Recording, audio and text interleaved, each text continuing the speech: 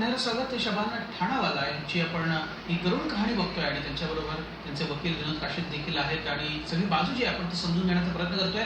शबाना ठाणावाला यांना त्यांच्याच घरी काम करणाऱ्यांनी लुटलेला आणि तब्बल 11 कोटीपेक्षा जास्तचा गंडा त्यांना घातलेला आहे आणि म्हणूनच आपण समजून घेतो की पोलिसांनी तक्रार नोंदवून घेण्याचा सुरुवातीला नकार का दिला. शबाना ठाणावाला यांच्याकडे सुरुवातीला मी जातोय. शबानजी, यामध्ये घरी जे काम करत होते त्यांनीच चोरी केलेली आहे, त्यांचे फोटोग्राफ असतील, नावं असतील, ही सगळं देऊन सुद्धा पोलिसांनी इतका उशीर केला, त्याचा फायदा झाला असेल याचा? हा, ते दिलं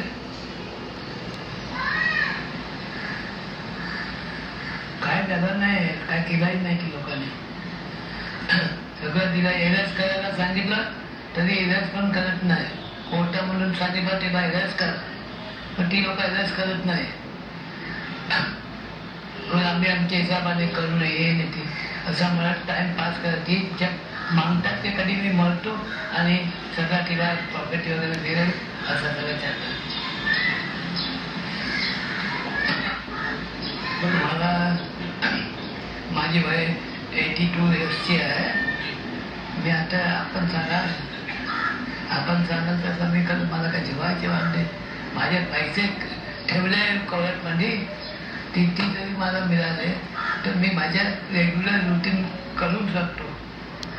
ती माझी मागणी आहे. मला न्याय पाहिजे. आपण मला साथ द्या.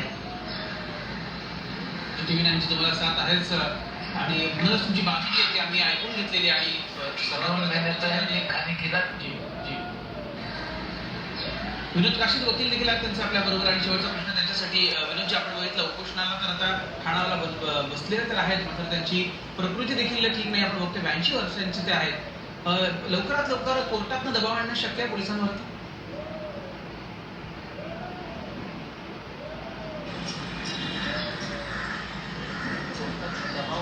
ऑलरेडी अरेस्ट करण्याची त्यांना परवानगी दिलेली आहे. पोलिसांनी जो एबीए मध्ये सेल लिहिलेला आहे तो 13 ग्राउंड्स त्यांनी लिहिलेले आहे त्यामध्ये. आणि 13 ग्राउंड्स मध्ये पोलिसांनी असं म्हटलेलं आहे की त्यांना आरोपीची कस्टडी हवी आहे. आणि ती कस्टडी कासाठी हवी आहे तर त्यांनी त्यांचे लिहिलेले पैसे कुठे गुंतवणूक केलेले आहेत, स्वतःसाठी वापरले आहेत का, आणि त्यातनं काही त्यांनी प्रॉपर्टी विकत घेतलेली आहे का, तसेच ते त्यांच्या भावांना कुठले कुठले झोपेच्या गोळ्या किंवा इतर गोळ्या देत होते. असे भरपूर प्रकारे 13 त्यांनी सिरियस ग्राउंड कोर्टासमोर मांडलेले आहेत, ते पण लेखी स्वरूपात. मी तुम्हाला त्याची कॉपी देऊ शकतो.